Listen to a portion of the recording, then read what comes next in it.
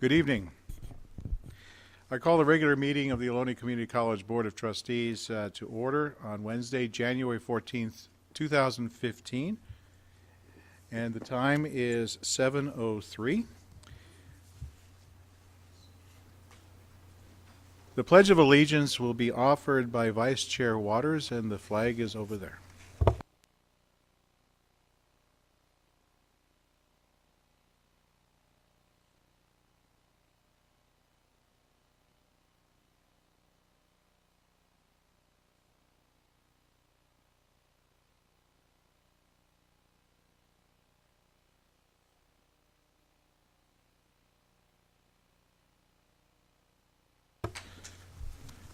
In a moment, the board will be considering, in addition to our usual business of hearing standard reports and items on the consent calendar, the consideration of a resolution recognizing India Republic Day.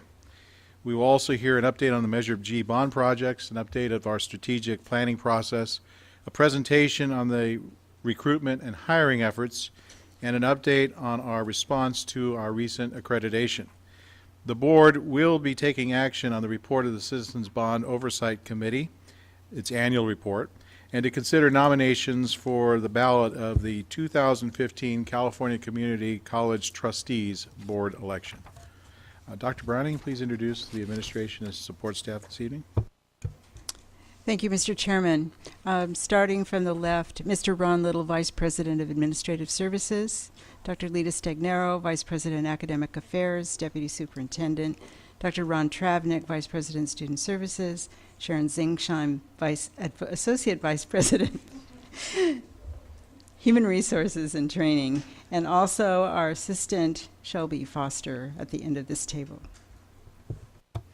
Thank you, Dr. Browning.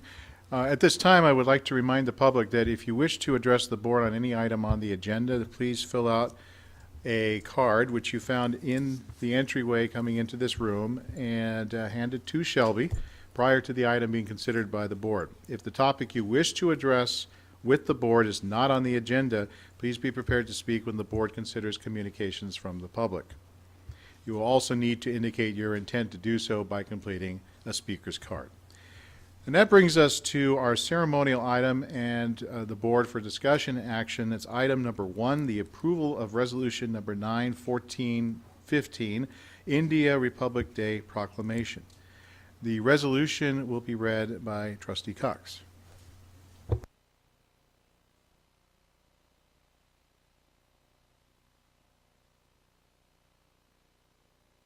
He celebrates democracy on the 66th India Republic Day, and the Ohlone Community College District Board of Trustees wishes to use this as an opportunity to recognize and celebrate the heritage, culture, and contributions of Indian Americans to this great nation.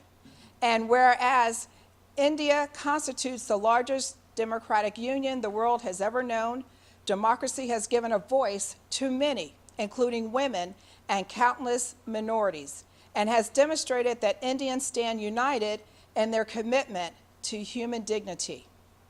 And whereas the Board of Trustees recognizes the contributions of Indian Americans to our local community, including providing healthcare drives to serve the underserved and underrepresented, and whereas the Indian American community contributed to job creation and cultural richness in the local community during the 22nd San Francisco Global Movie Fest 2014, when they promoted and premiered international films in Silicon Valley.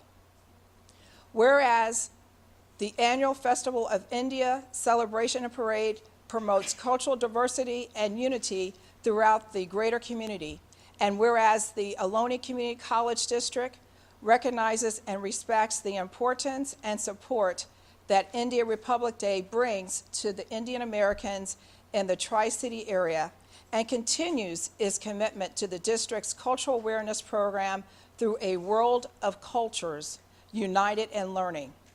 And now, therefore, that it be resolved that the Board of Trustees encourages all faculty, staff, and students to join in the celebrations and the observance of India Republic Day throughout the Ohlone Community College District.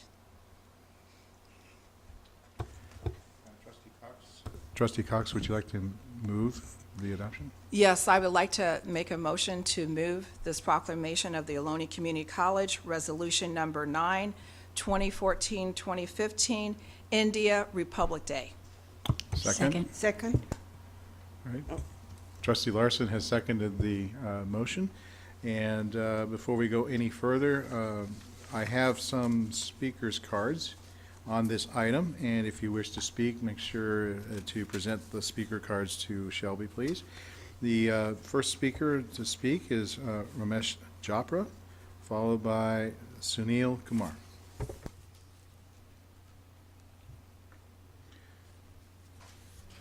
would like to, first of all, thank. Sorry. I would like to thank the Board of Trustees, the staff, students, and everyone else to bring it up, this proclamation for our community. We are very, very fortunate to be in the United States of America, in California, and especially in this area, in the Tri-City area, where Ohlone College is. We've been involved in many, many ways with you, with the Ohlone College. As a matter of fact, we've had some festivals done at your place in the past, and been able to showcase our culture, our values, our philosophies to everyone else. And a lot more people from mainstream Americans and other ethnic communities have been involved with us. And I've been doing it for the last 35 years. Our festival's been going on for the last 23 years. And it's an honor for us that you're recognizing this. I think this is going to encourage and inspire the whole Indo-American community, who have been contributing a lot in the past, but they'll do a lot more and make this place even better place to stay. Coming from the largest democracy, India, with 1.25 billion people, and in the oldest democracy here, I think it's very befitting that resolutions like this happen so that the whole world can benefit from this. Thank you. Thank you. Sunil Kumar.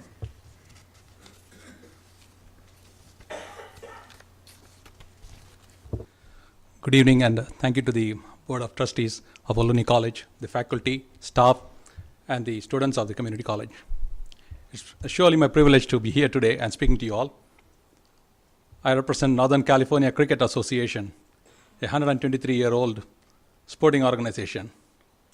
Never did you believe that 123-year-old cricket organization has been played in the Bay Area. It's truly my privilege that I'm part of this proclamation today. And this year, the Republic Day is more special because the world's oldest democracy is visiting the world's largest. President Obama visiting India as a chief guest, making the event extremely special. Northern California Cricket Association was formed in 1892. And we have been playing cricket in the Bay Area for so long, with over 700 plus members today here, which includes men, women, youth, who play for not only the Bay Area, but also represent wearing the colors of the U.S. in the international tournament. NCCA, as we fondly call it, has been representing U.S. and the pride of U.S. sport across various international events. And for those of you who have been following the fortunes of cricket, it will be good to know that the first international cricket match ever recorded was played here in the U.S. It was way back in 1844 that the first international match between the British Empire, Canadian province, as well as U.S. was played up in New York. So with such a big, but for the World War, this sport would have taken up very well, but we are not concerned about that because the growth has been phenomenal thanks to the support from communities like yours, where the Indian American population and all the migrant population here have come together to make this sport a great sport. We are very thankful to you for this proclamation, and me, as the president of NCCA, I'm extremely privileged to be here and talk to you. My special thanks to Madam Teresa Cox for being very actively involved in this development of the sport here. She has been part of several of our events, and she has encouraged the sport at every level. I'm equally thankful to the board for giving me this opportunity to present my organization, which is Northern California Cricket Association. And thank you all for this opportunity. I'm really privileged to be here and speak to all of you, an organization which has produced immense sportsmen from this own college. And I'm privileged that I'm given an opportunity, very different as a sportsman, to be here and be part of the sports culture of America. Thank you so much. Thank you. Are there any other cards from the public? Okay, I will bring it back to the board. I want to recognize Trustee Cox for any words he wants to say as the maker of the motion on the resolution. Thank you, Mr. Board Chair. Bonacorsi. Today, we're proclaiming it the first ever India Republic Day, the 66th India Republic Day here at Ohlone Community College, for celebrating together the heritage, cultural, and democracy for our Indian community. Where diversity succeeds, so does our community. It is truly an honor for all of us to be here to celebrate democracy, the voice to many, including women and countless minorities, and brotherhood and sisterhood of all mankind. It's part of the American dream. By embracing these principles of democracy and education in our community, we know that our community will succeed as well. Our President Obama will visit India on India Republic Day with India Prime Minister Modi. This would be the first in history as the first U.S. president pays tribute on this special occasion to unite our countries together for human dignity.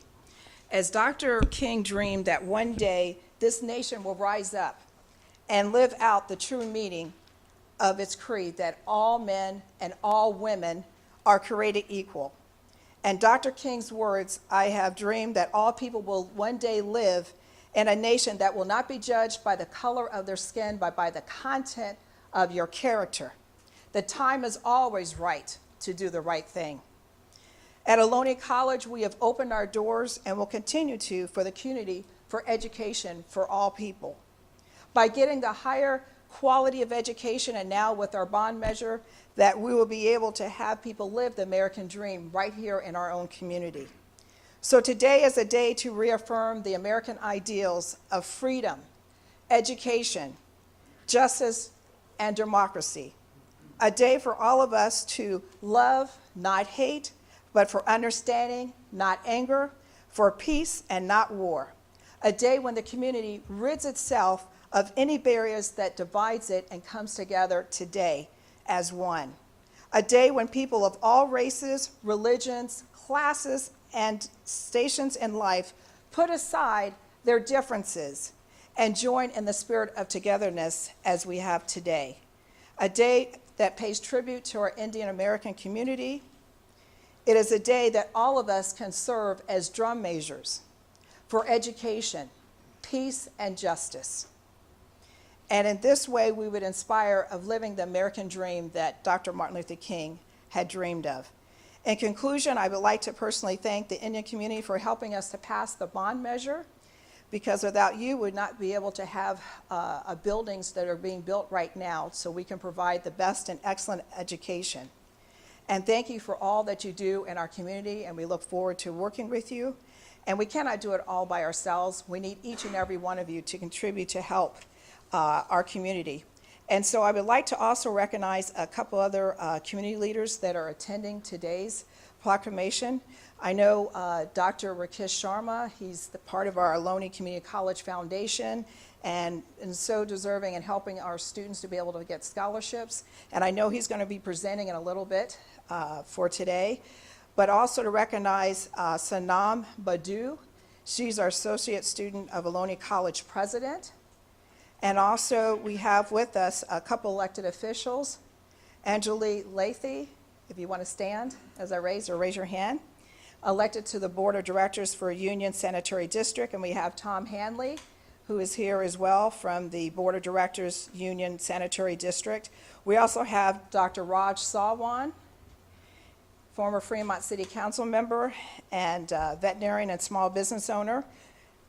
We have Dr. Ramesh Jaffer, who had just spoken. He's the FIA president, founder and Festival of India and Parade, and founder of San Francisco Global Film Festival. We also have Tanjir Dahami, affectionately known as TJ. He's from the Fremont Gurdwara. He's an official there and community activist. We also have Elka Bantagar, who's our Bollywood recording artist. Stand up, Elka. Thank you. We also have Dharminder Dhawan, who's the Vice Chair of the Fremont Human Relations Commission and member of the Financial Advisor Commission and Fremont Unified School District and CFO for FIA. We have Permeet Rwanda, and she's the president of the Indus Valley Professional Cultural Organization and co-founder of the Mr. and Mrs. Punjabi USA pageant and women activists. We also have Yogi Chu, FIA officer and community activist, Rajesh Verma, FIA officer and community activist. We have Renew Dillon, who is the founder and business owner of Genius Kids, educating our future leaders with a well-rounded program. Hi, thank you, Renew. And co-founder of also of the Mr. and Mrs. Punjabi USA. We also have Dr. and Mrs. Dharm Salwan, who has been a very community leader, very active. We have Rajiv Aswati, real estate broker, and he works with the partnership of San Francisco Giants game for India Independence Day. And we have Sunil Kumar, who just spoke, who's the president of the Northern California Cricket Association. And I know Jivan Jissi was not able to be here today. He currently serves on our Ohlone Community College Board Foundation, and he was not able to make today, but he also has sponsored the President Indian American Unity Dinner. I want to thank you all for coming today. God bless you all. Thank you. Thank you, Trustee Cox. Chair recognizes Trustee Shaw. I'd just like to take a moment to recognize what a special relationship Ohlone College has with the Indian Americans in this area. Trustee Cox is rocking the clothes. There's an Indian American on the Board of Trustees. It's a packed house when we're doing the Republic Day proclamation. I think it's this relationship between our school and our community that comes together and really makes Indian students feel safe to be in their own skin, to be who they are, to embrace what it is about them that makes them so distinctly unique. The values instilled in them by their parents, the values of education, the values of civic responsibility. And it's thanks to the work of so many people in this room, like Dr. Jopra, like Dr. Salwan, like former Councilman Salwan. And this work spans many generations, and there remains a lot to be done. But it's because you guys choose to be here on nights like tonight, and it's because of this relationship that Indo-American students succeed at Ohlone College. And I just want to take a moment to say that's special, and you guys are great for being here tonight. Thank you. Thank you, Trustee Shaw. Any other comments from the board? Okay, at this point, I also want to thank Trustee Cox for spearheading this resolution effort, and Trustee Shaw will soon have the honor of presenting the resolution. And I'd like to thank you all for taking the time to come here this evening and celebrating together with us. At this time, I'm going to ask Shelby to call the roll. Mr. O'Donnell. Here. Aye. Ms. Cox. Aye. Ms. Giovanini Hill. Aye. Ms. Larson. Aye. Aye. Mr. Shaw. Aye. Mr. Waters. Aye. Mr. Bonacorsi. Aye. That's 6 ayes, student trustee voting in the affirmative, no nays, and trustee Yee is regrettably absent, and so the resolution has been agreed to. At this point, I invite Narinda Bansal, a professor of environmental studies here at Ohlone College, to please come to the rostrum and to receive the proclamation from Trustee Shaw.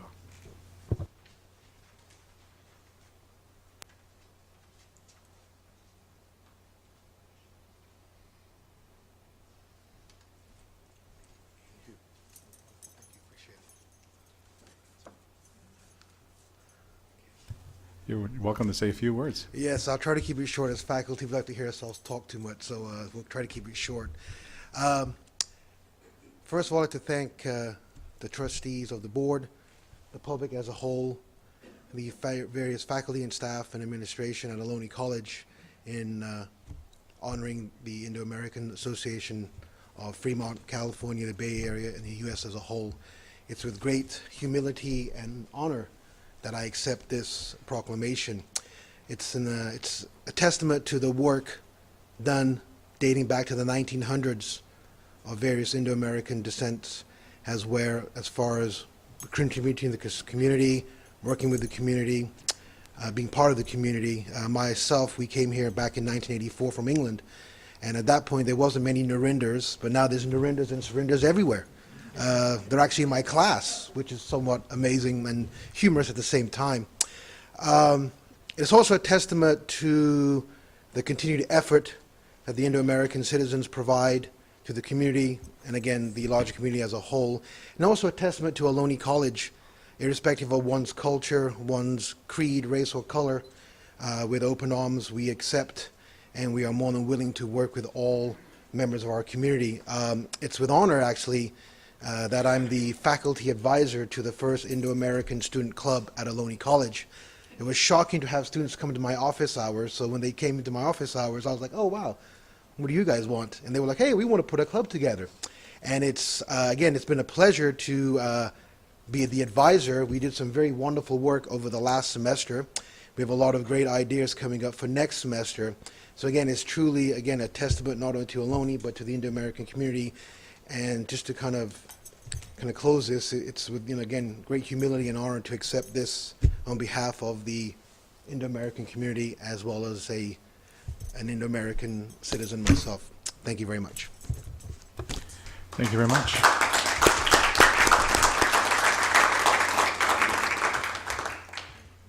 That concludes the proclamation resolution. I'm going to ask that the board take a 10-minute recess, and then we'll reconvene at that point.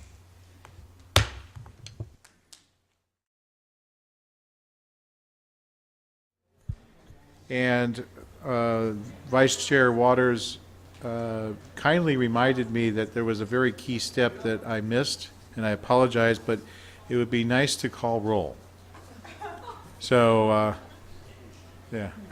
And so, Shelby, if you can kindly do that for us. Mr. O'Donnell. Here.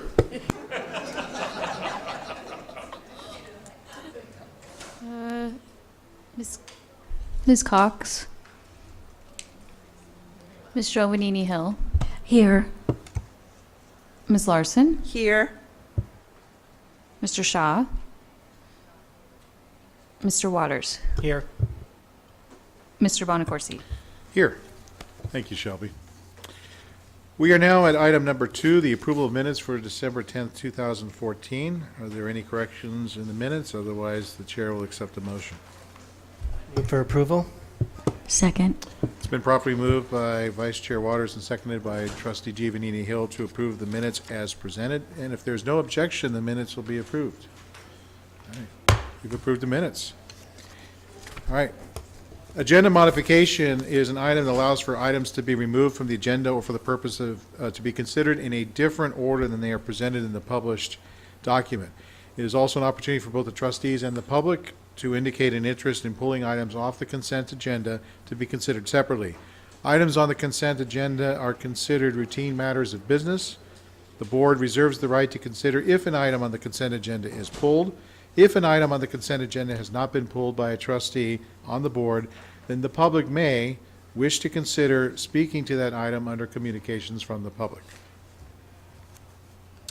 I would like it to be recognized that Trustee Shaw and Trustee Cox have returned. And Shelby, are there any cards from the public on this? Okay, I'll bring it back to the board. Are there any suggested modifications? Seeing none, then we are going to go to communications from the public, which is an item that provides an opportunity for the public to address the Board of Trustees on any topic that is not on the agenda or pulled off the consent agenda. Each speaker has a maximum amount of 5 minutes to speak, with total allotted time on any one subject, regardless of the number of speakers, limited to 30 minutes. Trustees may engage a speaker only for the purpose of providing clarification or to schedule a matter to be considered at a future meeting of the Board of Trustees. The Board of Trustees does not have any written communications to be entered in the record at this time. I have one card from Leanne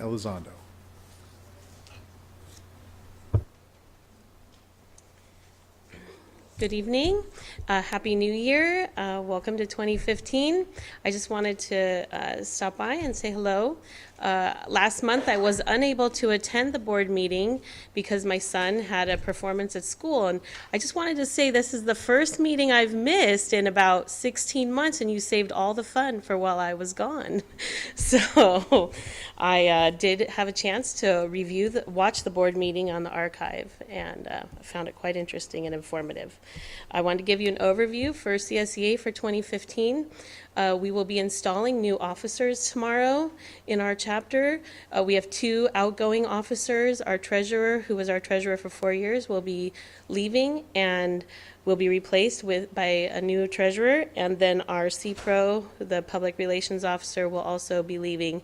She just gave birth to twins yesterday, so she will not be returning to our board when she comes back to work. So I'm excited to tell you that our chief union steward has completed her training and will become a official jacketed steward for CSEA at our February meeting. So I'll be extending an invitation to all of you to join us for that exciting event. And then finally, my goal is in June to have a classified appreciation day for classified employees at Ohlone College. And I hope that you will work with me on that. So these are some of the things I'm looking forward to for 2015, and I'm looking forward to what you're going to do this year also. And just again, Happy New Year from CSEA. Thank you. Thank you. Shelby, are there any other cards for? Okay. Then communications from the public is now closed, and we're now moving to standing reports. Item number 3, Faculty Senate President Jeff Roberts. Good evening. Happy New Year, and welcome to the new spring semester that is just about upon us.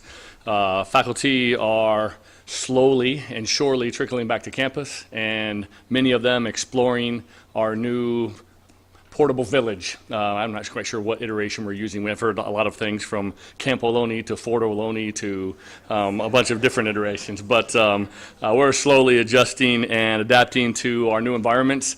Things look very nice. There's still a few little issues here and there, but I think collectively we're working through them in good order, and everyone's excited to get the semester started. Faculty also looking forward to another exciting and productive Learning College week beginning on Tuesday of next week, and always an opportunity to learn and grow and develop together and individually in preparation for the exciting semester ahead. We are looking forward to the 3 new faculty recruitments that are on the schedule for the spring semester, and certainly also to continued efforts and a focus on prioritization of the district to rebuild the full-time faculty contingent as we're able to under whatever circumstances present to us in due time. We know we have an awful lot of strategic planning forthcoming this semester, and faculty are excited to play a role in the strategic planning process for the college. And conclude my report this evening by making sure that we acknowledge continued celebration of our Faculty of the Month for the months of December and January, Ms. Terry Taskey from Counseling DSPS. That concludes my report. Thank you. Thank you. Is the president of the Associated Student Body here tonight? I don't see. She's not behind the pillar. Okay. All right. We'll now go to item number 5, news from Ohlone College, offered by Dr. Browning. Thank you, Mr. Chairman. Student services offices are now open more hours to directly serve our students and community. The new A&R and financial aid hours are on the Fremont campus Monday through Thursday, 8:30 to 5, and 8:30 a.m. to 1 p.m. on Friday, and special extended hours until 6 p.m. for the start of the spring semester. And at Newark, Monday through Thursday, 8:30 to 5 p.m., and closed during luncheon on Friday. Beginning this semester, Ohlone College will be one of 6 community colleges participating in a partnership with UC Berkeley's Pathways to Four-Year Universities program. Other colleges include Berkeley City College, College of Alameda, De Anza College, Laney College, and Merritt College. The Transfer Center will have increased advising and support for from our UC Berkeley representative, the use of the UC Berkeley logo as a tool for international and local marketing, and the possibility of low-cost UC Berkeley summer courses in the future. Ohlone College is excited to partner with Growth Sector, a statewide workforce intermediary, in offering full-time paid summer research internships to 15 students who are STEM majors. These students will work at the NASA Ames Research Institution on a variety of projects such as space exploration, aerospace, and engineering, among other topics. DeafTech is partnering with Ohlone Biotech and California School for the Deaf Career and Technology Education Technical Advisory Committee to create a career pathway for deaf students interested in entering the biotech and STEM fields. And more good news in deaf studies, Gallaudet University Regional Center has extended its contract with Ohlone College until 2020. And we have some new hires.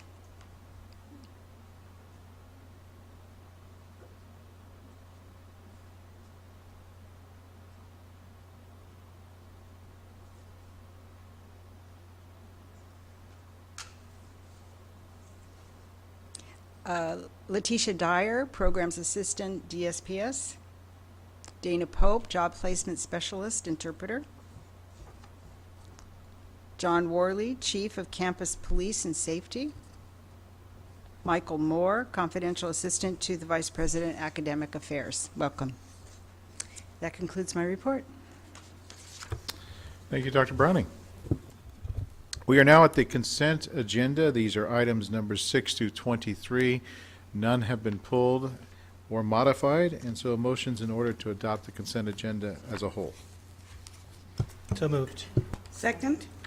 Okay, it's been properly moved by Vice Chair Waters and seconded by Trustee Cox to approve the consent agenda as presented. And since there are no resolutions, we'll go to a voice vote. Student advisory? Aye. All those in favor say aye. Aye. Opposed say nay. The ayes have it, and we have approved the consent agenda. And that brings us to information items. And the board will now hear reports for the purposes of obtaining information discussing these topics in open session. No action is required on the board. We'll begin with item number 24, an update on Measure G. Thank you. Mr. Little will introduce this item. Thank you. Thank you, Dr. Browning. Good evening, board members. Nice to see you again. This evening, we will present a brief update on the Measure G Quick Fix projects. These are projects to which Trustee Cox was referring last month when she inquired about 3 specific project numbers that were lacking descriptors in one of our reports. So tonight we'll provide an overview of the 3 types of quick fix projects, related budgets, and progress. Before I turn the presentation over to Gobain, however, I would like to share some information related to Measure G. We received notice last month that our frontage property partner, Carmel Partners, has opted to pull out of our frontage property mixed-use project. As you know, we were anticipating that project's construction commencing this coming summer. Now that that will not be the case, the Measure G team is busy assessing our current program schedule and our logistics schedule to see if there is any advantage that we can leverage with that frontage property area. With respect to the frontage property development, the president and the executive team are looking at options and next steps, and will bring back to the board for its consideration at a future meeting. So at this point, I'd like to turn the presentation over to Heidi Birch, Senior Program Manager of Gilbane Building Company.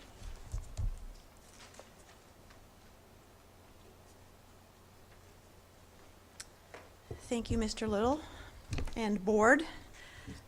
It's a pleasure to once again give you some updates on what's happening with Measure G. This is not a look forward to what we will do, but rather a look at what we have been doing with the quick fix projects. The quick fix projects, all 3 of them, were set up so that we could quickly take care of issues on the campus that needed to be fixed or resolved or corrected while we were getting the larger bond programs prepared. We focused primarily on the safety issues around campus and accessibility and wayfinding, and some minor repairs as far as landscaping and grounds. Let's see. Project 9107 is quick fix projects that deal with what we call imminent failure.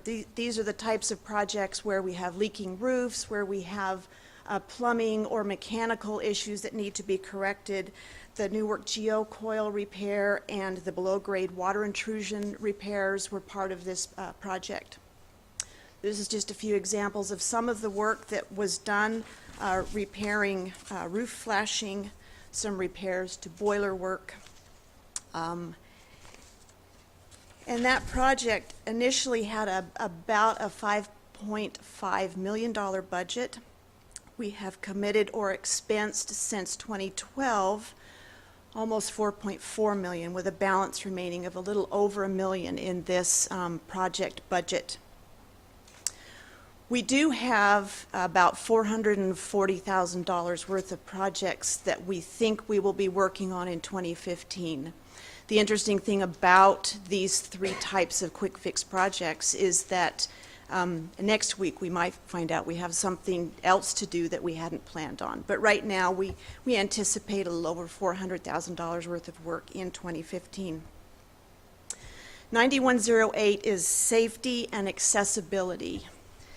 We had to take care of trip hazards. We had to provide accessibility throughout the campus.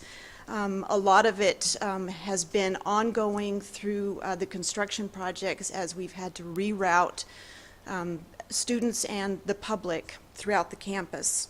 We've had some fire alarm upgrades, and we've had, for instance, loading dock rails where none existed. So this was a safety issue that we corrected.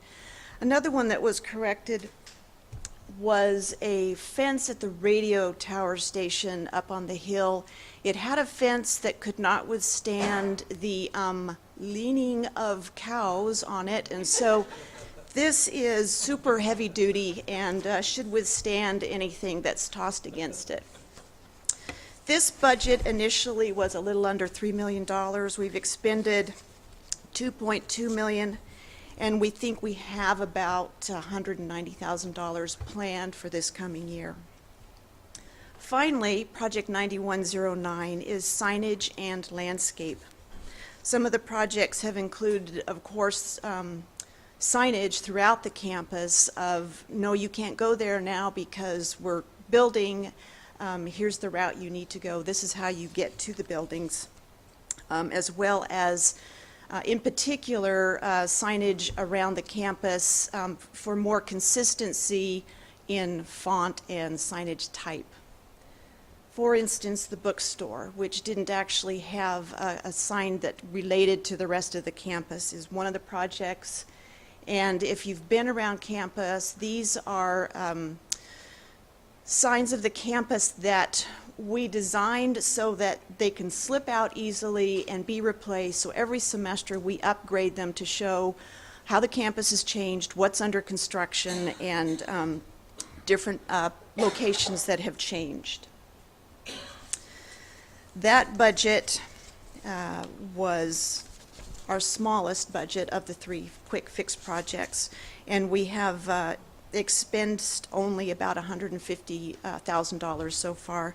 We do see some future signage, in particular signage costs on this project. And that concludes our quick fix update. Are there any questions? Thank you. Before we do, Shelby, are there any cards of the public? Okay, seeing none, I'll bring it back to the board for discussion. I just want to first say that your presentation about the fence around the radio tower is quite moving. There you go. Any discussion? That's just utterly ridiculous Thank for you. you to say. Very good. I will stop at this point. I can keep going as long as you can. Yeah, love it. Any discussion from the board? Questions? Student trustee. I just have a quick question. You talked about portal repair. Is that the portables that we're talking about? I'm not, oh, boiler repair. I might have said boiler repair. Well, I believe, and I don't mean to, but specifically I heard portal, and I just wondered if that was due to the issues, some of the issues in the portable classrooms that we had. I wouldn't think we'd be in a position to be responsibility of that, would we? No, sir, you are correct. And we have not done any portable repairs, so I'm trying to think what I might have said that confused Then I must have you. misunderstood. And I apologize. I don't know. misunderstood, and thank you. Yeah, no corrections or repairs to the portables. Anyone else? All right. Well, thank you very much. That concludes that item. Number 25, strategic planning process update. Dr. Browning. Yes, I'd like to introduce our Executive Dean of Academic Affairs, Research and Planning, Mr. Mike Bowman, and he's going to give us an update on the strategic planning process.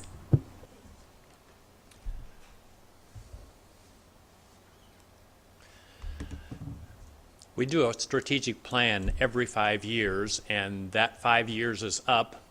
And in the interim, we sometimes forget all that has to be done and all the pieces that go into a strategic plan. So I'm going to see if I can give you a refresher course here and tell you where we are in the midst of the whole process, since the board will be actively involved in working with us on the strategic plan. So here's kind of a picture of the process. And in 2010, we did the goal setting for our current strategic plan. In the last 5 years, we've done goal implementation and outcome assessment, but now we're at the kind of comprehensive assessment piece as we begin to write a new 2015 to 2020 strategic plan. So let's see what's all involved in that. We do a strategic plan every 5 years. There are 3 steps in that. Right now, we are at that comprehensive assessment step, which means we have written an environmental scan, we've done the gap analysis, we're looking at program reviews, and for those acronyms, we're looking at program improvement objectives, institutional improvement objectives, and student learning outcomes, and assessing those and seeing what might be included in a strategic plan. We take into consideration the recommendations and actionable improvement plans that come through the accreditation process, what has been the result of our assessment of the last 5 years worth of goals and objectives from our current strategic plan. We solicit and evaluate input from the community and input from the college as a whole. So we have all of these assessments that we are looking at that will give us kind of a picture of where we are, what we've done, how well we're doing. Once we do that assessment, we will then get together and set goals and objectives, and then we'll move into the implementation process for the next 5 years worth of strategic plan. So when we were talking about the equity plan for the last couple board meetings, we had explained that the strategic plan is kind of the overarching plan that brings everything together. So when you do a strategic plan, you base it on the college mission, vision, values. We look at all those assessments that I've just mentioned. We take into account what the findings have been and the goals of all of our major college plans. And then, curiously, now we have some emerging federal and statewide mandates we may have to address. For instance, the Chancellor's Office is prospectively coming up with its own goals framework, which may kind of require that we address some of those issues, which are accreditation, physical viability, student outcomes, and compliance. And then, of course, President Obama's new college rating system, and some of those ratings will be based on completions and transfer and labor market success. And so we need to make sure that we are aware of these emerging kinds of issues, and we fold our responses to that into a strategic plan. And then we also include what we hear in a college-wide forum, which will be faculty, staff, students gathered together to give their impression of where we are, what we've done, where we could do better, where we'd like to go, what is uniquely Ohlone. So we take all of that input and then we try to meld that into a strategic plan. So here's where we are, because we are right in the midst of that strategic planning process. We began back last spring, beginning to do some of the work. So we've written an environmental scan, we've analyzed it, we've created a gap analysis. We have already, as a college council, begun the review of our current mission statement to see if it is in need of revision. We have, for the last 5 years, assessed our current strategic plan goals and objectives. You're fully aware that we've completed an equity plan that has some kind of mandates for the strategic plan. We have received recommendations from the Accrediting Association and our own actionable improvement plans, and we've already done some analysis of that. So we're on our way to completing a strategic plan. And in the process, we have discovered gaps. A gap would be areas where we could improve. Emerging areas we might like to address somehow, whether that be, in labor market or college programs or federal or state mandates. So we're looking at different kinds of gaps that we did in the gap analysis of our environmental scan and other things that we know that are going on. So here are some of the things we've mentioned, at least, that we might want to fold in to a strategic plan and its goals and objectives. We have challenges to growth opportunities, whether that be space, whether that be the kind of not user-friendly construction-oriented campus for the next few years, a decline in high school graduation rates, changing demographics within the district. There are going to be some growth challenges that we're going to have to look at.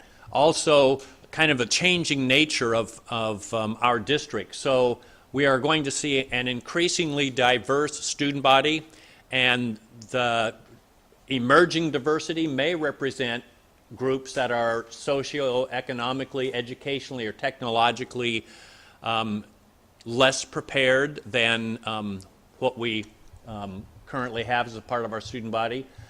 We know that we will probably need to adapt some of our CTE programs based on what we hear from advisory committees, changing labor markets, emerging industries, changing programs.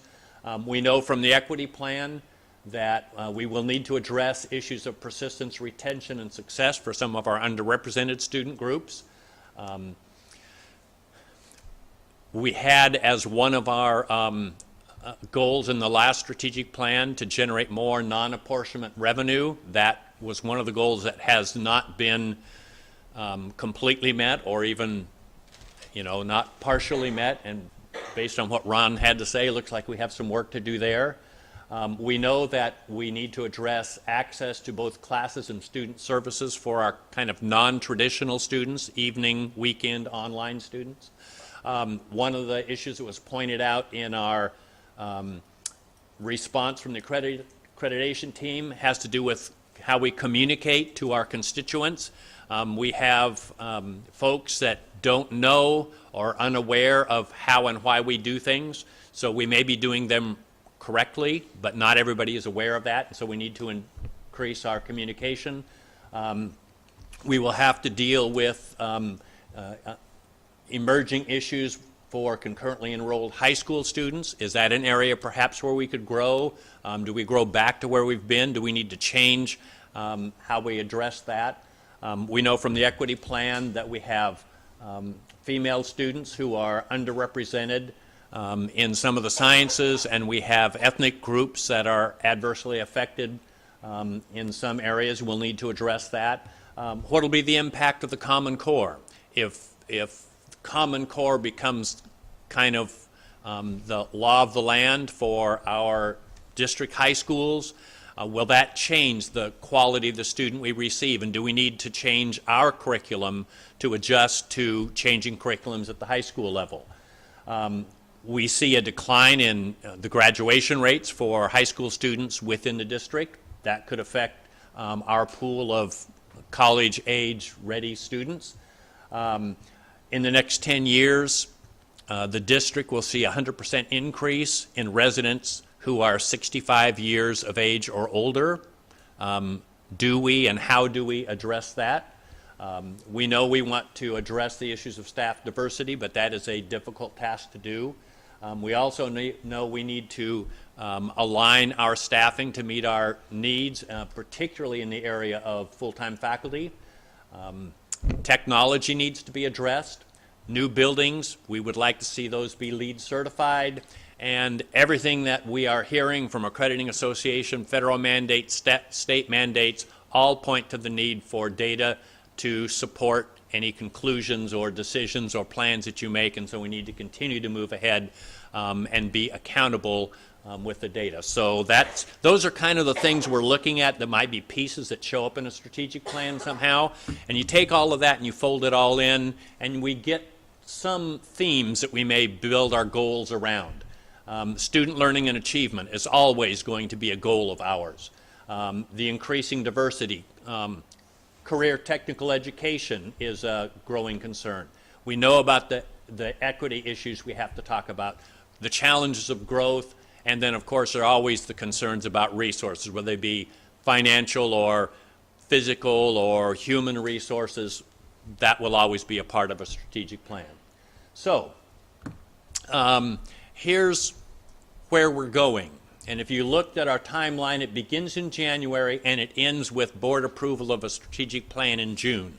That's an awful lot of work to do in 5 months, but we'll do it. There are 3 highlighted areas there that deserve some special attention, and I'm going to let Dr. Browning give those special attention. Special attention coming. Okay, so I probably want to mention one other one as well, just to kind of round out the picture. But we have a board workshop scheduled to talk about the strategic planning process, and also to give the board opportunity for input into the strategic plan, and that's scheduled for the end of this month. We also are scheduling a community input, an opportunity for community-wide input. And this is a change I'd like to tell you a little bit about. You've heard me mention a President's Community Advisory Committee, and just a few details tonight. The purpose for such a group would be input for strategic plans and the opportunity for ongoing input. Last time we did it a little differently. We had breakfast meetings for small groups. So we had a meeting, say, for elected officials. We had another for education leaders, another for business leaders, and so on.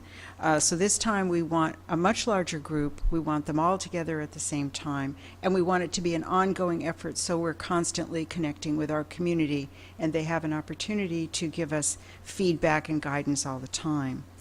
The group will be broader. It'll consist of probably quarterly breakfast meetings. We're targeting the first one for February, maybe March. The structure of the meeting, there will be a presentation. The first one will be some of the things that Mr. Bowman has been talking about tonight, so the people there have a good understanding of what we're doing and how well we're doing and what we've identified as our gaps so far. The group will be given a specific question like, what direction do you think Ohlone should be going in? Or what could we be doing differently? The group then will break up into groups at tables and discuss for maybe 20 minutes what their feelings are and their sense is about that question. And at the end, they'll be asked to report out briefly. And that information will be collected. And at the next quarterly meeting, we will report back to the group on what the college has done with that input. And in that way, I'm hoping that this will create an ongoing interest in participating and helping us respond to the community needs.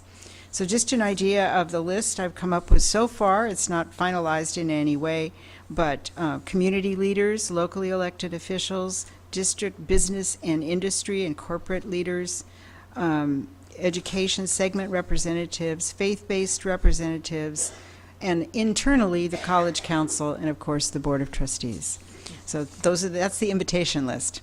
So that's the community input piece. We realize that this is this is ongoing, so we don't have it yet, and we can't make anything, we won't be making our final plan until we have this. Likewise, if you look at the, let me see, somewhere it should say college input. We're also going to be surveying the college community, faculty, staff, and students to gather their input in a formal way. And in March, we will have a college-wide summit where everyone in the college community will be invited to identify goals and objectives. So there's that other kind of input that we'll be collecting that's not just the data, and more about contributing to the vision for the college. So the purpose of tonight's information is just preliminary. My guess is you could look at that list of gaps that we identified and come up with numerous questions, but tonight is kind of a teaser, an introduction for the board workshop. Because in 2 weeks we will meet and go over all of this in detail. You will have a copy of the environmental scan. You will have a copy of the gap analysis and the planning assumptions and all of the rest that you'll be able to look over in detail.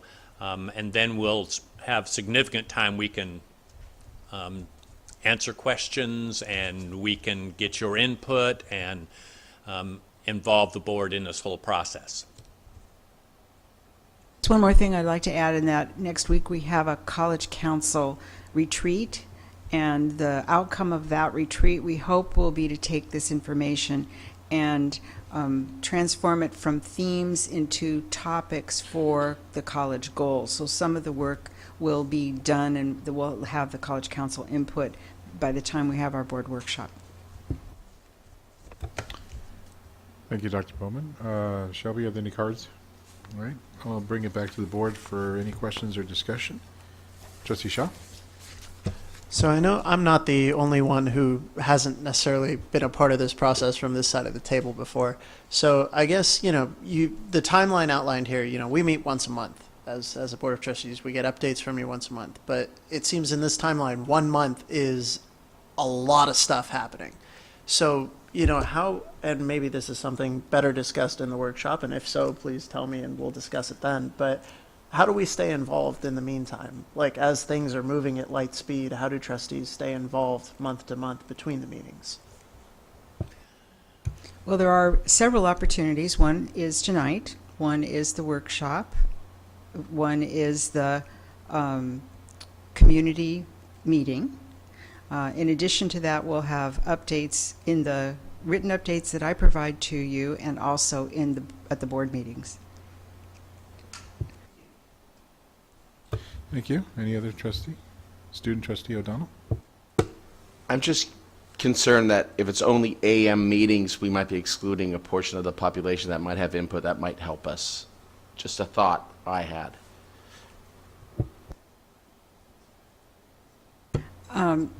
That's a good thought. Last time we also, in addition to the meetings, we did a very brief survey. So we might offer the opportunity to those people that we invite that can't come to complete the survey and get their individual input. So that's a good idea. Thank you. Any other trustees? I have a couple.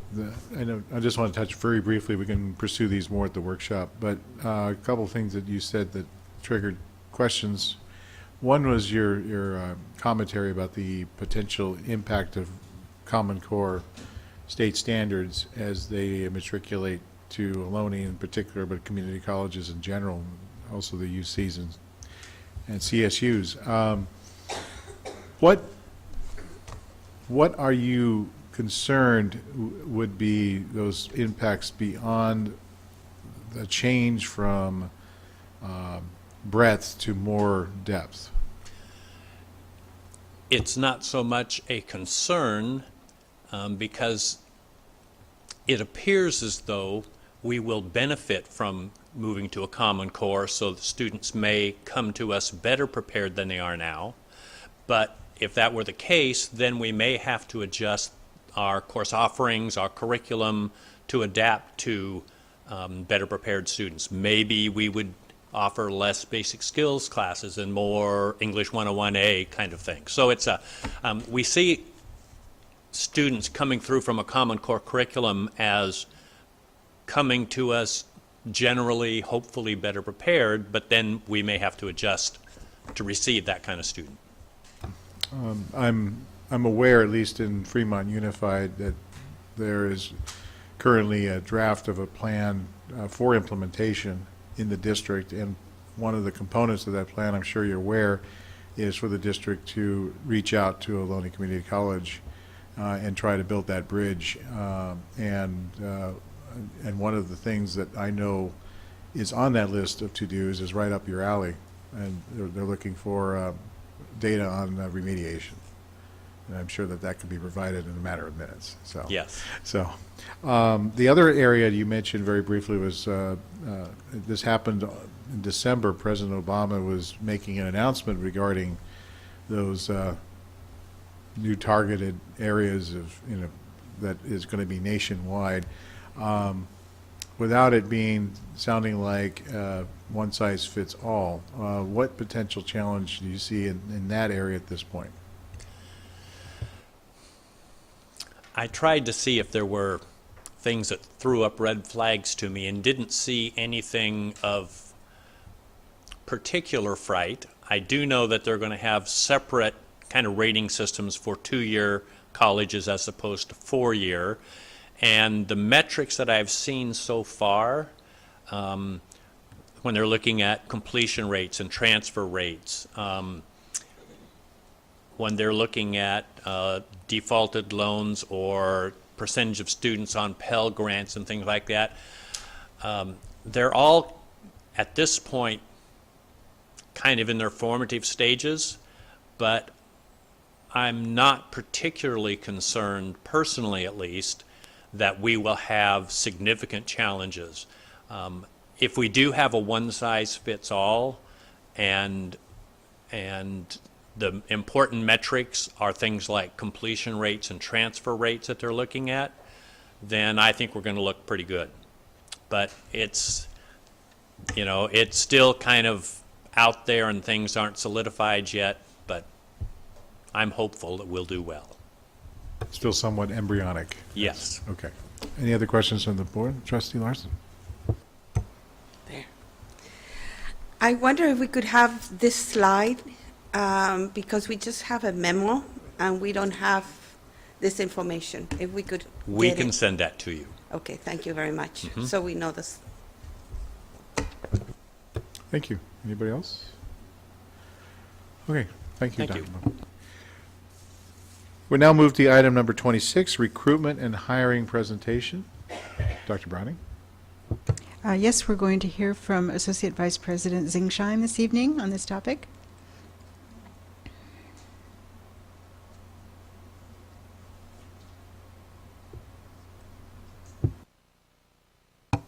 Guess I do that. Thank you, Dr. Browning. Good evening, Board. Thank you for this opportunity for me to provide you with an overview of our recruitment and hiring guidelines. The actual guidelines is actually about a 20-page document, and it's on our website. I'm not going through those 20 pages tonight. So our guidelines was created through a collaborative process. It took about 2 years to complete, going through the different groups. It is required by Title V and Ed Code that we have written recruitment and hiring procedures or guidelines. And your board policy 7120 also governs the recruitment guidelines. They actually provide a step-by-step and very detailed uniform process for our district to conduct its recruitment. I encourage you to take a look at them on the website. And so I'd like to call this presentation tonight From Request to Fill to Job Offer. Vacancies comes a little bit before the request to fill. So a vacancy can stem from a variety of sources. As you might know, the most common would be a person leaving the district. Other ways would be a new position due to different mandates, or a new position to increase efficiencies, or a new position to fulfill our strategic planning overall, especially for faculty. However, all of them have one thing in common, and this is this great approval process called a request to fill.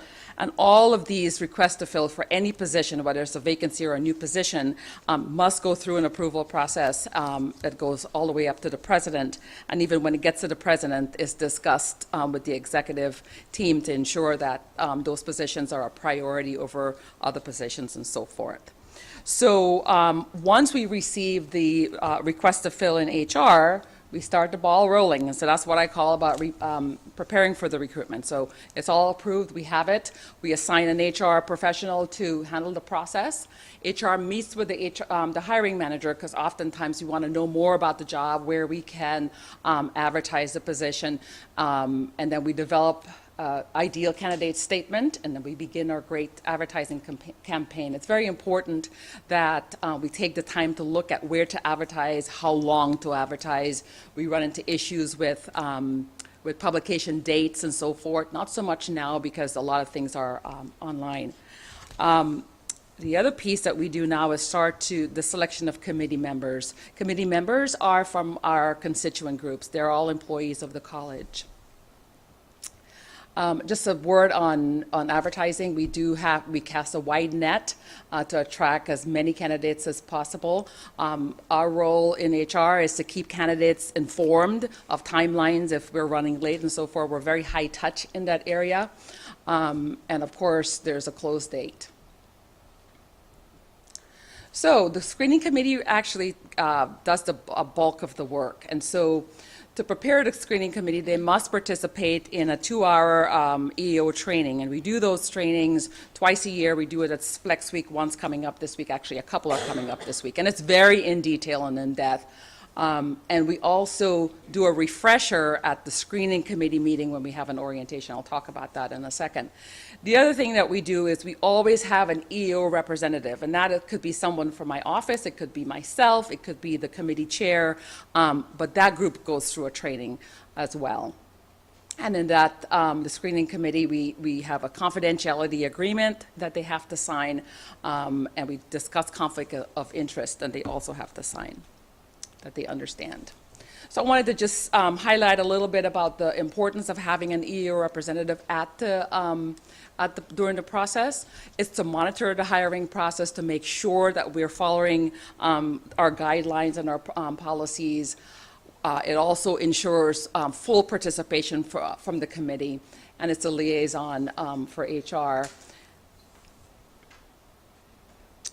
So I mentioned earlier, the screening committee has a lot of the work, and so there's a time commitment on their part. And so the first meeting of the screening committee, after they've been selected and trained, they come together, they select a chair for the group. Sometimes committees are as small as 5 and sometimes as large as 12.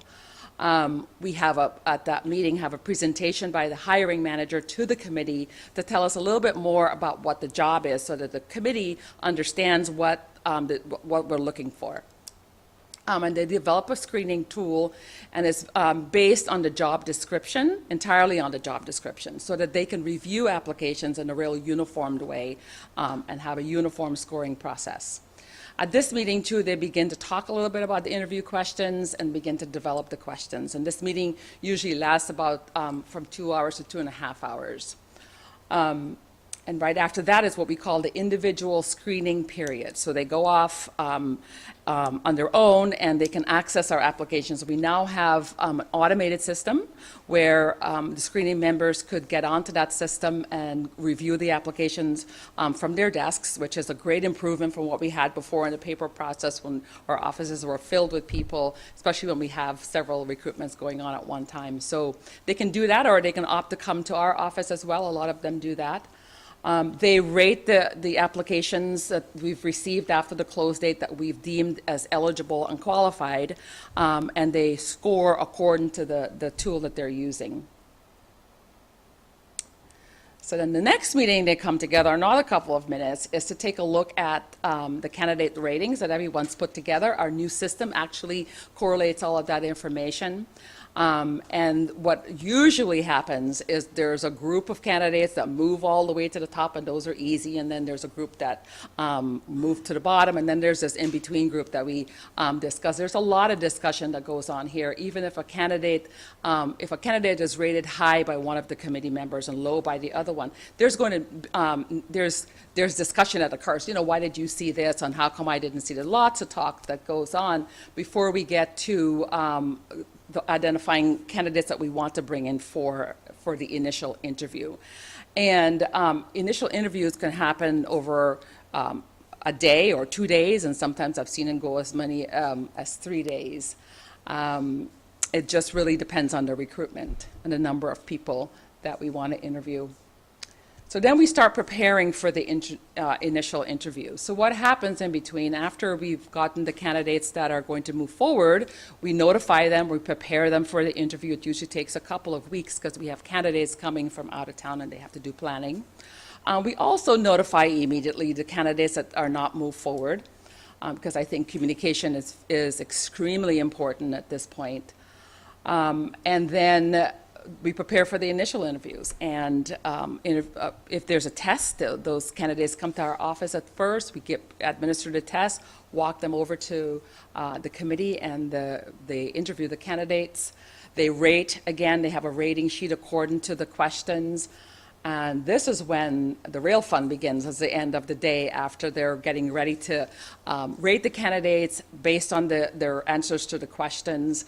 There's lots of dialogue, because now the committee is certifying a group of candidates that they're putting forward for the final interview. And we always say you can't rank them, but you know, be sure when you put a name forward, this is the person that you're telling the final committee that is qualified for the position, and you can work with them.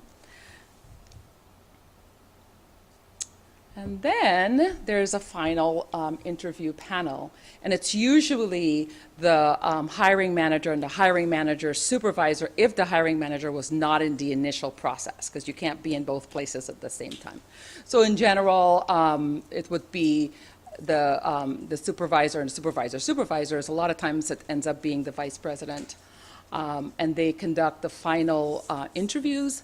And usually what happens with the final panel after they've interviewed the candidates might ask the committee chair to come and tell them a little bit more about what he or she has observed in the interviews and deliberate a little bit more. And then we move to reference checking. Sometimes we can't differentiate between two candidates, and we do reference checking on both candidates. Oftentimes that's the case. And then we come back together, we talk a little bit more about it, and we get to the job offer stage. I think I did that in 10 minutes, I hope. All right, thank you. Any cards from the public? All right, I'll bring it back to the board. Questions? Yes. Student Trustee O'Donnell. I respect what goes on in your profession immensely, and I can't imagine what it's like. So let me just start with that. But why would you wait so long in the process for reference checking? Why wouldn't you do that earlier in the process? That's question A. And my second question is, and I'm going to use a word here that I would prefer not to use, but I have to use it. Do we have a bias against people that have a background in education? I mean, are we adverse to taking people from the private sector who might be able to have some ideas that are different than what we are normally used to? Just because I see our committees is all amongst employees of the college, and I just, my curiosity, please. Right. So let me take the first one. So reference checking earlier in the process. Usually when a person applies for a position, they're not wanting to let their employers know, perhaps. We evaluate we first look at the applications.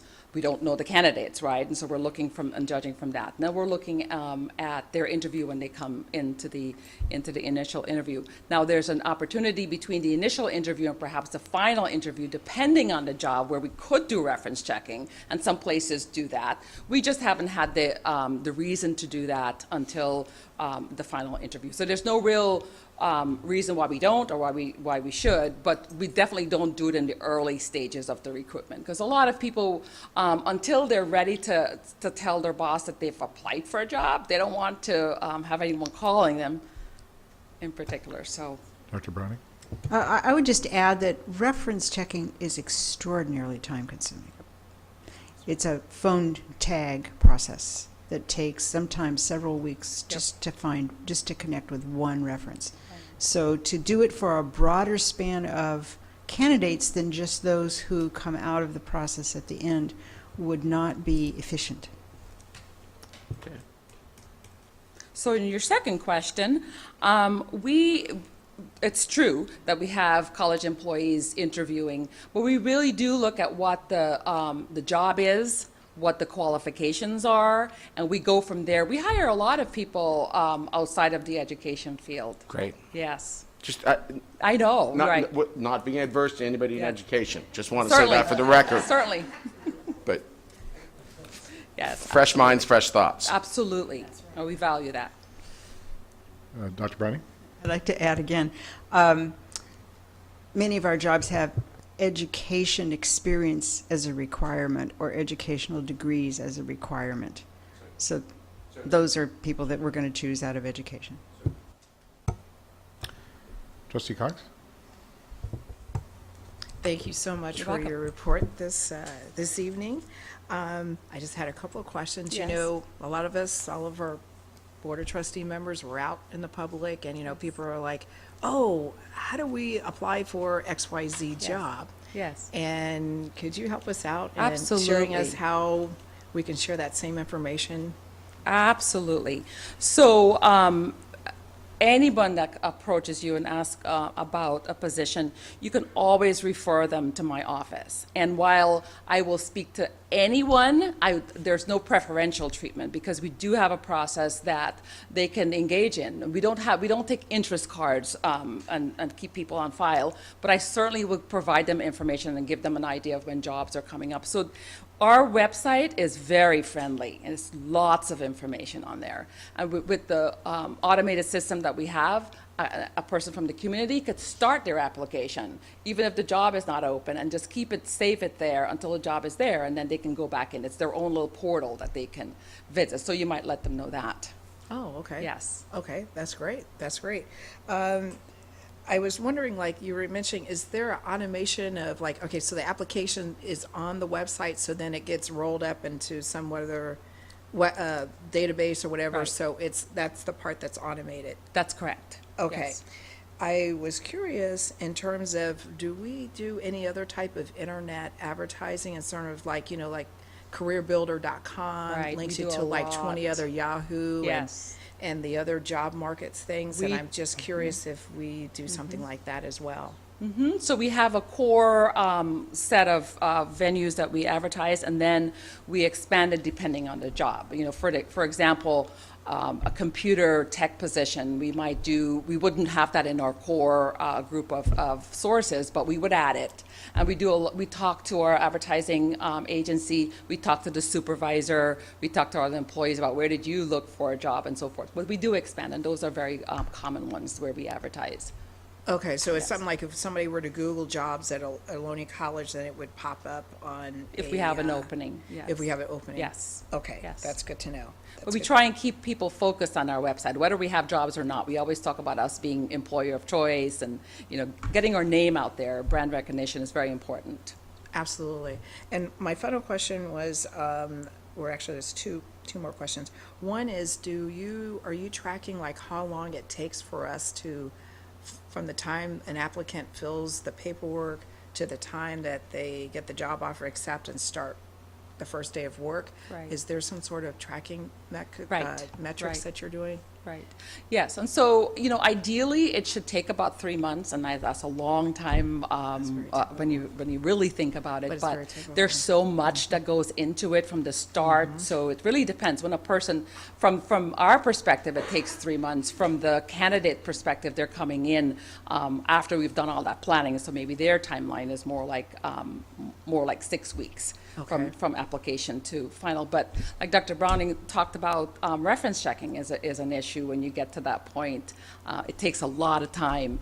Scheduling interviews for candidates to come in, getting the right date. You can imagine a committee that's made up of 12 people. Try getting a schedule that works for everyone, especially if we have a large group to interview. So that's what takes the time. Exactly. Yes. Exactly. So it's kind of same. I've seen it similar. Yes. Outside. But that's why it's so Yeah. important for us to always keep in touch with our candidates. So we all, at every stage, we're talking with them. We're informing them, especially if there's a delay. Sometimes there's a delay. We open a job and it has to, we don't have adequate candidates. We go back out. We talk to this group that sent their applications in. So there's lots of communication that happens. Thank you. And just one other last question was Sure. on the screening tool. Yes. Is that something like, okay, you take the qualifications and you're putting down like it's 60% of this job, it's this, that, and it gets rated? So when Yes. you have like a rating sheet, so if you Yes. interview the candidate, you have a, Yes. okay, Yes. very good. Thank you so much. This has been very helpful. Trustee Shaw?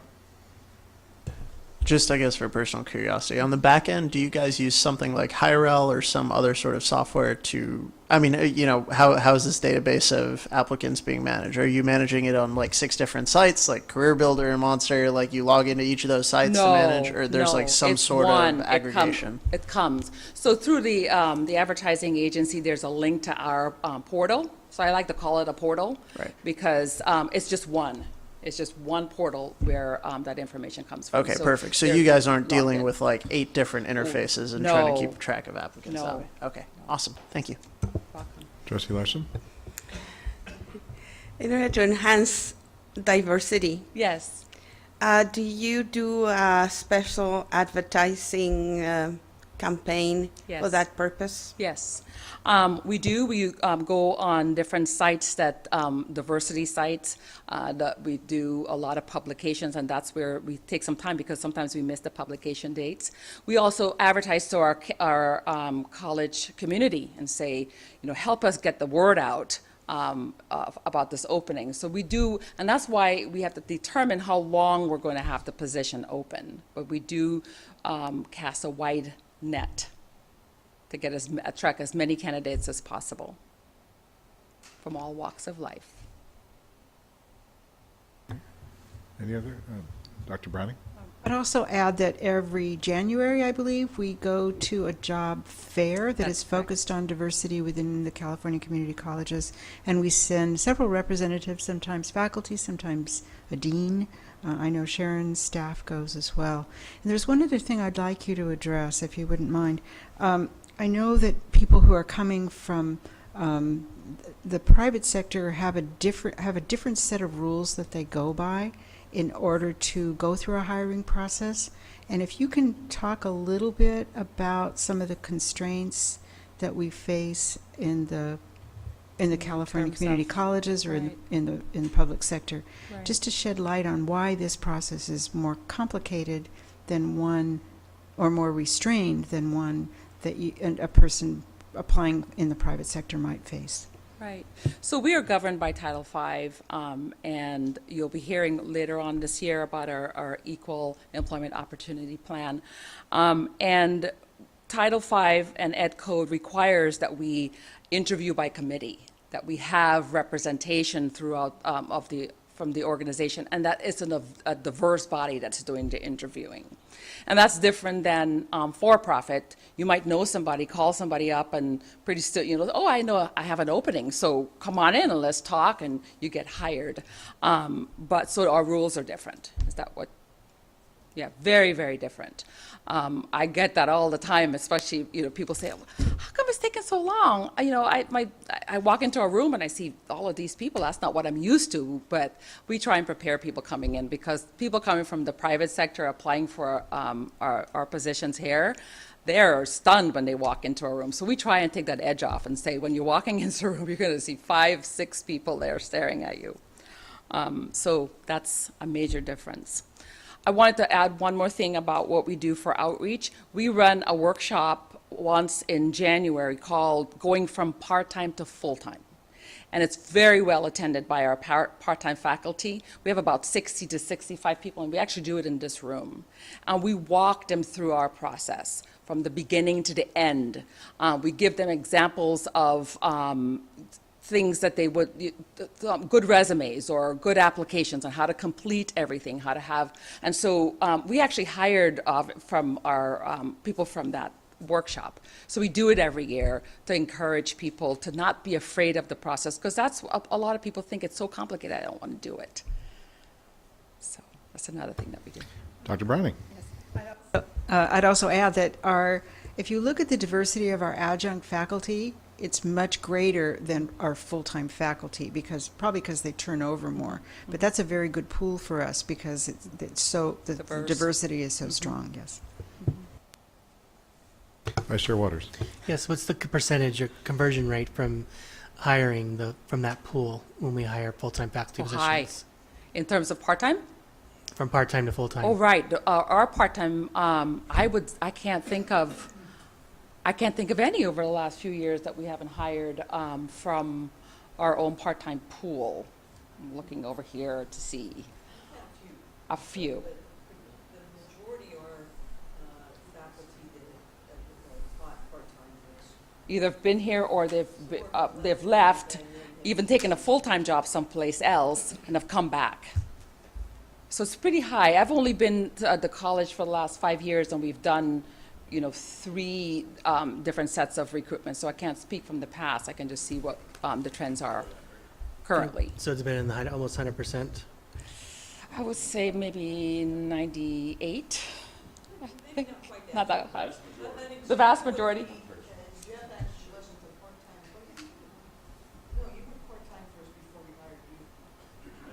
Oh, there's one. But the last recruitment we did, 3 out of the 5 You're correct, yes.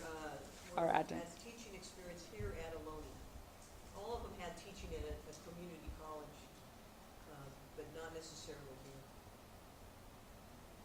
here. Okay, I'm just trying to get clarity because it's muddy. How many of the part-time faculty that teach at Ohlone have converted from part-time to full-time when Through we've the had full-time process. recruitments? Not other college experience, but Ohlone teaching But from, experience. okay, from part-time here. We have to go back over the last. Yeah, we can I'd get have that to data, get, so we can come back with that. Thanks. Anyone else? Dr. Browning? Sorry. I don't think I've ever participated quite this much in a presentation. I just want to make sure that I understand the question, because I'm going to probably follow up with the data. And you said something about it's money. When we hire, By money, I'm talking about people. people. Okay, Right. people. Because I Right. thought maybe you were thinking that we wouldn't then backfill that position with No, another no. adjunct. Okay. My point is, are we recruiting our own folks that are already teaching? Right. Or are we bringing Right. people from the outside and still leaving our part-timers as part-timers? Oh, right, right. The whole object of the part-time to full-time workshop is really to give them a lot of information of how to be successful through the process, because we have found in other positions, when you bring an internal person in, they don't sell themselves as well. And so we prepare our internal candidates because they think we've had a shared experience. So they might refer to something that occurred on campus, and really they should be answering the question. So this is why, one of the main reasons for the part-time to full-time event that we do. Anyone else? Dr. Browning?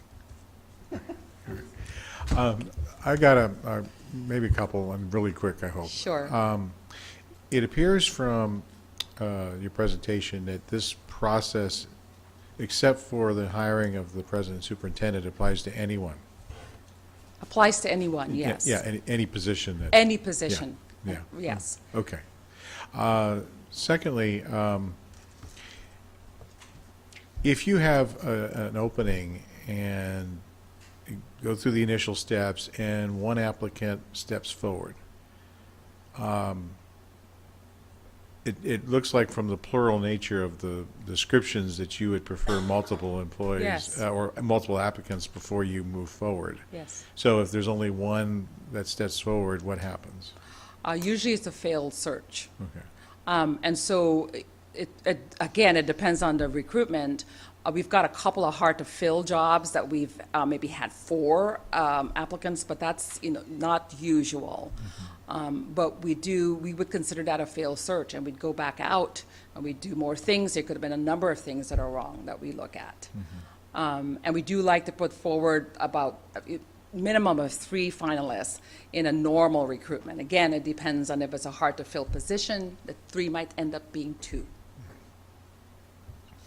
And lastly, is there a role that the employee groups, or representatives of employee groups play in any of? A lot. Okay. Yes.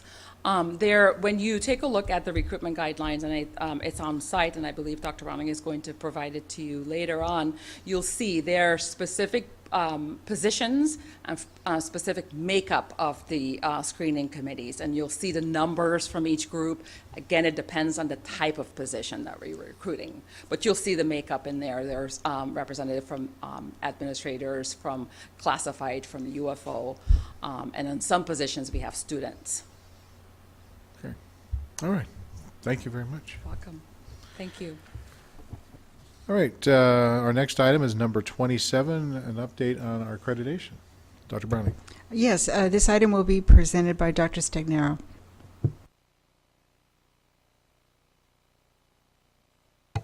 Thank you, Dr. Browning.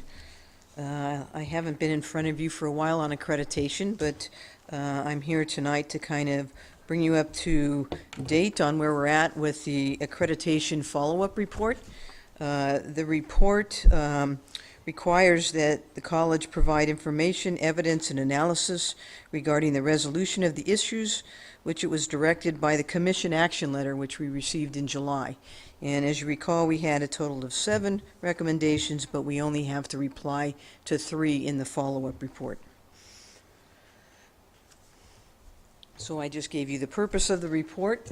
The format is fairly simple. It requires a cover sheet, a table of contents, the statement on report preparation, and what that is basically how the report was prepared, who are the constituents that had a role in it.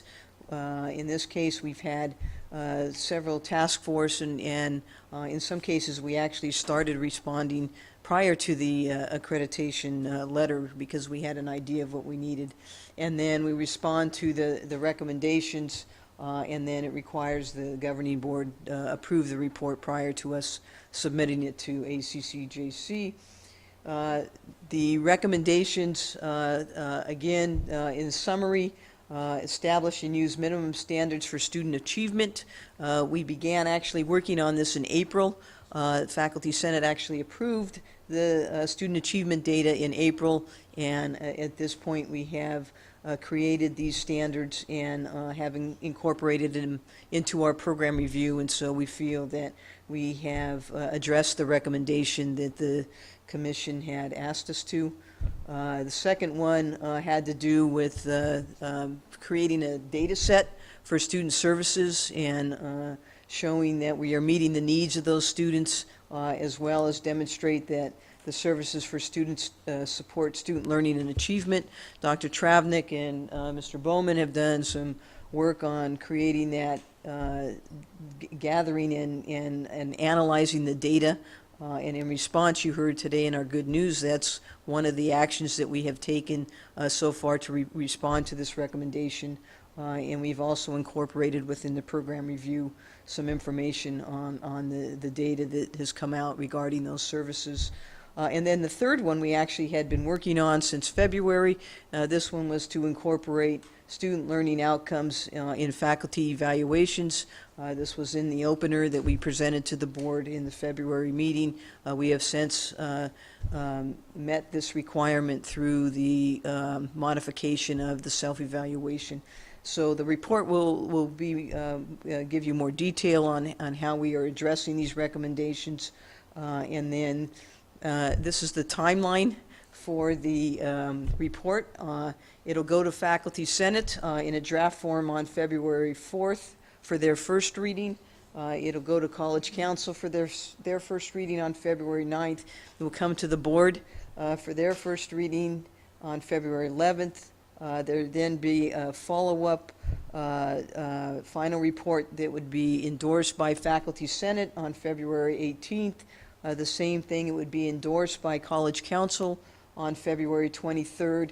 It would then come to the board on March 11th for approval. It will then the next day be sent to ACCJC so we can meet the March 15th deadline to submit the report.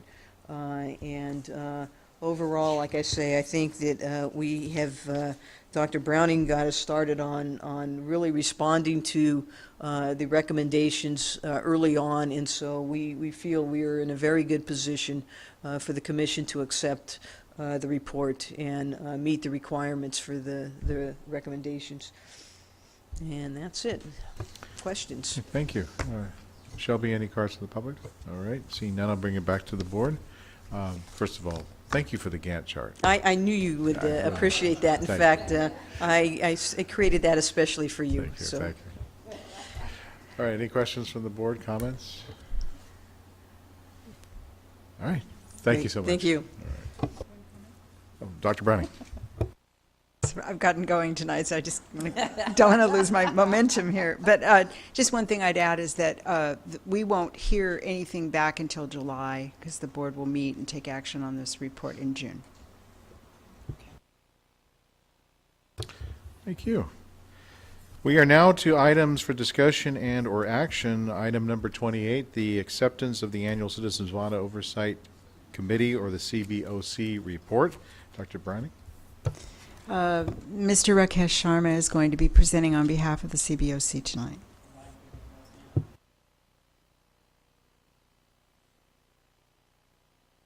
I thought I knew that.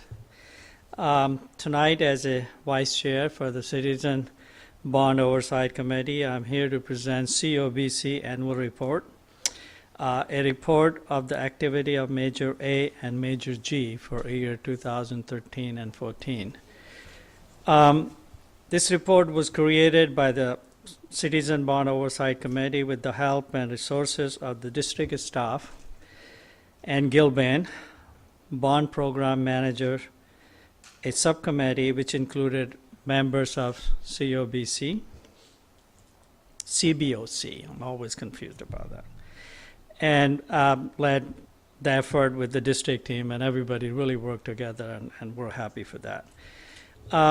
Just to remind you, the principal duties of COBC are to ensure that bond proceeds have been expended for the purpose set forth in the ballot language of each bond, and to report on the progress annually to the public, and we go out and talk about it. In fact, there are people personally have asked me what's happening at Ohlone, and we kind of update them.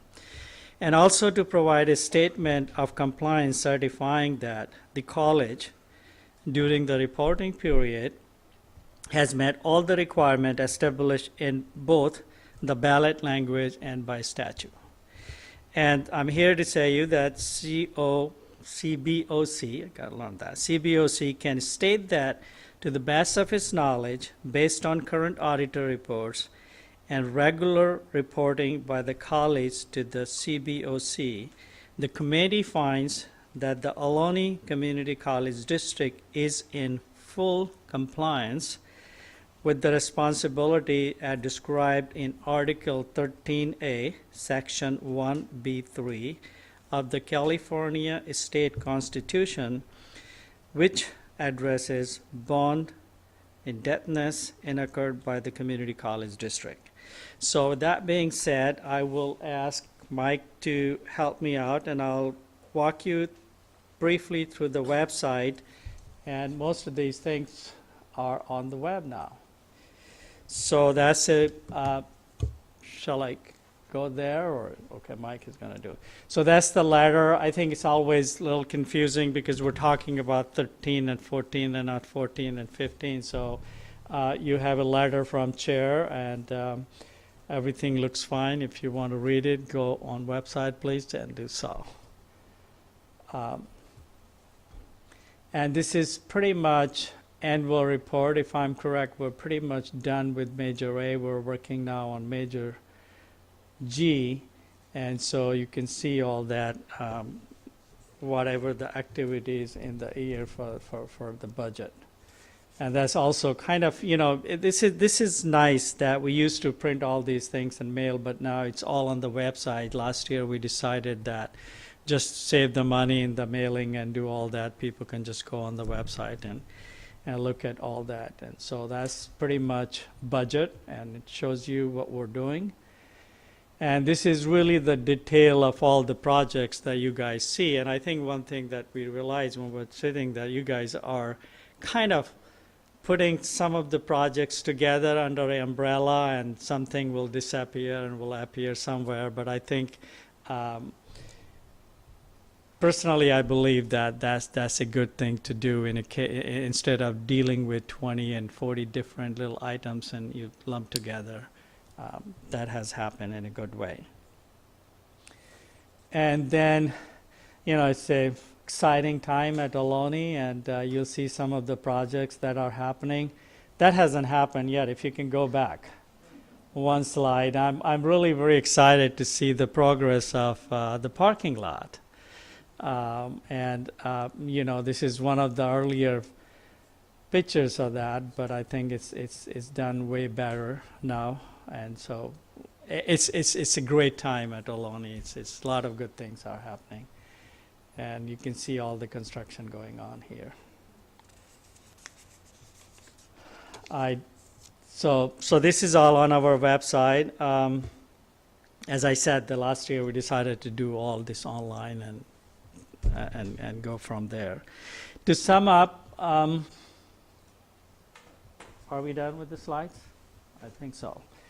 So this is pretty much, if I'm correct, we're pretty much done with the Major A, and now we're just working all on the Major G. And to sum up, the committee is pleased with the progress of the district has made and is making on the Major G for year 2013 and 14, and affirms that the bond proceeds are being expended appropriately, and we really have good time. There's some members who on occasion sometimes not understanding the deal with our tough questions, and we just want to make sure that that we're doing what we're supposed to do, and I can assure you the team is doing what they're supposed to do, and we're very happy. Any question? Thank you. Shelby, are there any cards? Okay, seeing none, I'm bringing it back to the board for discussion or motion. Trustee Shaw? I just wanted to take a second to say I'm a big fan of this website. I think open, accessible data is huge, and I think making our data sets available to people to tweak and do things with could only result in benefit for the college. So kudos, great call. It looks fantastic. Yeah, and the good part of this thing is that, you mail something to some people and they might look at it and throw it away and it's not there. But, having This everything lasts on the longer. website and providing them the link is really very helpful. Right. I'd like to move acceptance of the report, if that's appropriate. It's been properly moved by Trustee Shaw and seconded by Trustee Cox to accept the recommendation as presented. Do you wish to speak to the motion? No. Okay. Any other discussion from the board? I feel very Trustee Cox? Thank you. I like to say that we feel very comfortable that with all the information that we have, and it's been well documented on the different phases, that the community will feel very comfortable and knowing that you're in good hands with your committee and doing a fine job. Yeah, we are. Thank you. We're doing good. Everybody is doing good, believe me, because this is a fun meeting. This is a historical time. Personally, I'll say what we see happening at Ohlone. Proud to be part of it. Student trustee O'Donnell? I'm just curious. I'm looking at this, and do you currently have a student representative on the board?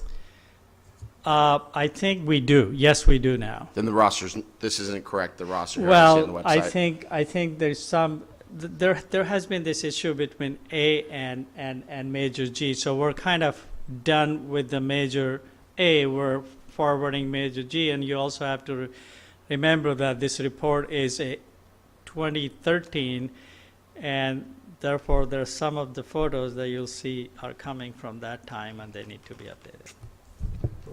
Fair enough, thank you. But is that correct?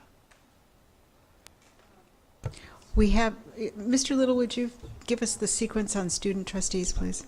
I mean, student I members? just remarked to Heidi earlier that my memory is going. I'm getting old. Because we are currently looking for a student representative.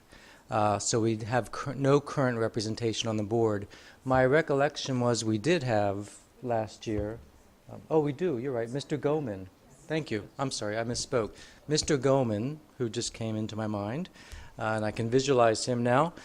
He's been to at least 2 meetings, and he's an excellent student representative.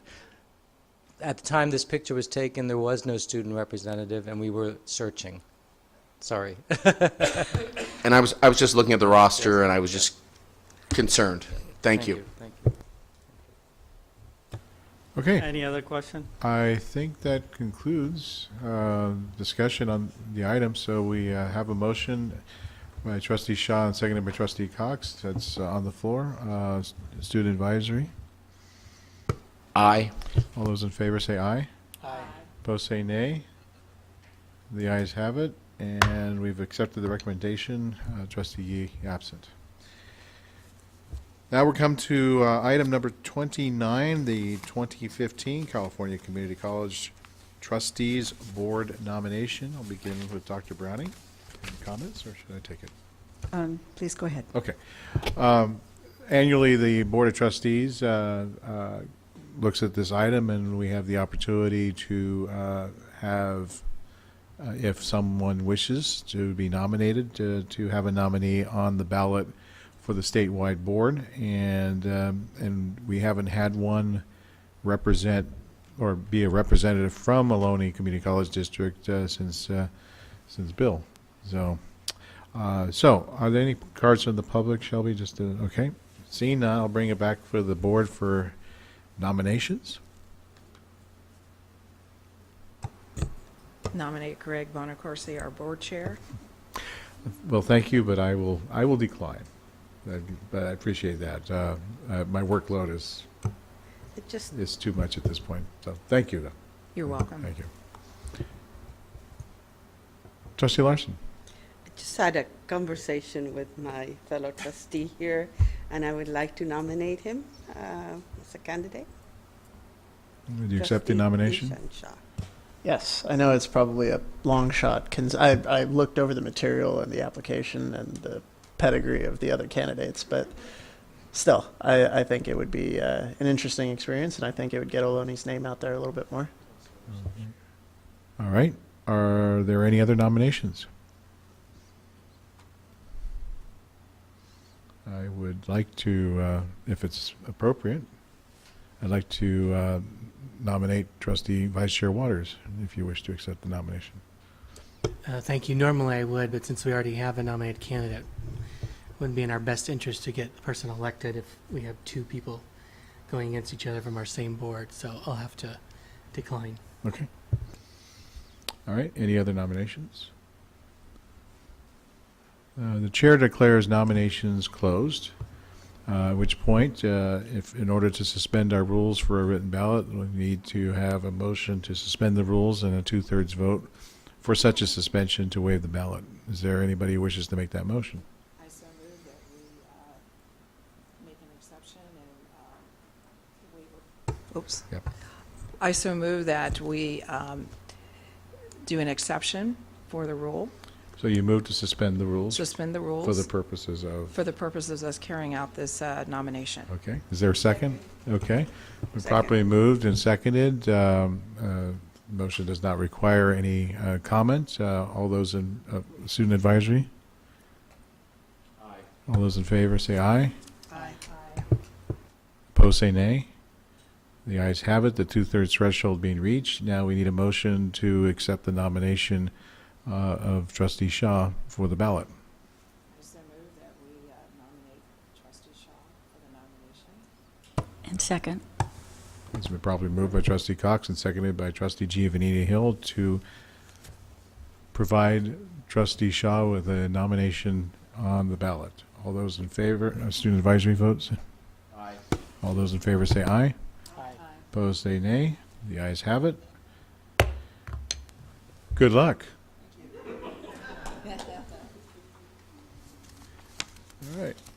That brings us to reports and announcements, an opportunity for trustees to report on college activities attended or to announce upcoming college-related events. I will start with our nominee, Trustee Shaw. Now you're on the spot. I graduated college. Yeah. So I got that big to-do list item checked off, brought everything back. I've been working, which, wow, does that suck? But, you know, it's good to be back here full time. It's good to be with family. Mom's doing a lot better. So, you know, things are looking good for 2015. I'm excited to be here, and I'm excited to see what we do. Congratulations. Trustee Larson. I will be attending our training. As a matter of fact, I'll be attending the legislature conference in Sacramento, representing Ohlone. And also, I'd like to mention that Newark Rotary Club extended an invitation to Dr. Browning to come and do a report by the end of the month. That's about it. Thank you. Thank you. Student Trustee O'Donnell. I'm embarrassed to say I've done very little having to do with Ohlone over this break. It's been about family mostly, but my emails have started to pop up from students now about textbooks for accounting and that kind of thing for the coming semester, and people are starting to get ramped up. So I'm looking forward to a great spring semester. Thank you. Vice Chair Waters. I too will be attending the CCLC Legislative Conference in January, end of January, end of the month. And looking forward to that. And then congratulations to Trustee Shaw for completing your degree. It's a good milestone. So congratulations on that. Other than that, I think that's it. All right. Trustee Giovanni Hill. Not much new. I just hope everyone had a nice, healthy, and long semester break and is ready to get back to work. Trustee Cox. Wish everyone a happy new year and happy Martin Luther King Day that's coming up.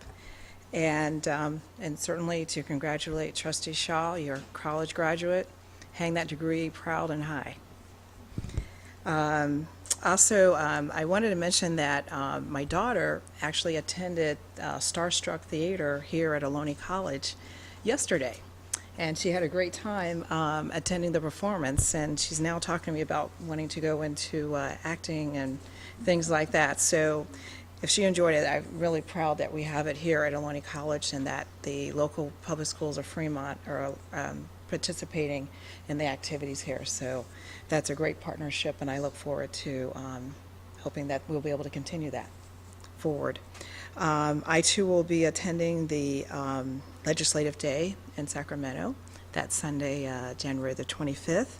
And there will be a lot of other activities going on the next 2 weeks with Martin Luther King celebration, as well as India Republic Day.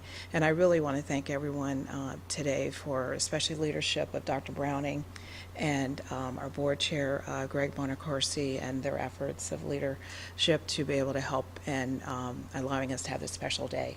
And especially all the board members as well, trustees, thank you so much. Dr. Browning, you have an upcoming event, don't you? Thank you. Okay. Yes, I would like to extend an invitation to all of the trustees and all of the people in the audience to attend my State of the College presentation, which is next Friday, the 23rd at 9 o'clock in the Smith Center. Board members, if you'd let me know you're coming, I'll be happy to introduce you. And Vice Chair Waters will have the honors of introducing Dr. Browning, and no pressure at all. So I will not be in the area, so I'm glad that Trustee Waters is able to step in. So that, as far as I'm a teacher, I spent a lot of the break time grading papers. And so it was nice that that was done. So, but as far as Ohlone business, I have none to report other than being here with all of you. So lastly, agenda items for future meetings. Any requests for items to be on future agenda? Trustee Shaw? Maybe as an informational item, just because I haven't had the opportunity to process it as I normally would have, the President's Plan for Free Community College. I think maybe administration's take on that would be helpful, and I think maybe for the few people who watch our meetings online and on TV, it might be something they find worthwhile as well. So if other trustees are interested in getting briefed on that, I think it might be cool. And the irony is you've just completed your degree, and now you see. Exactly. Okay. All right, so our next meeting will be the workshop on Wednesday, the 28th, at the Fremont campus, and our next regular meeting will be on the 11th of February, also at the Fremont campus. So without objection, this meeting will be adjourned at 9:07. Thank you very much, everyone. Good night.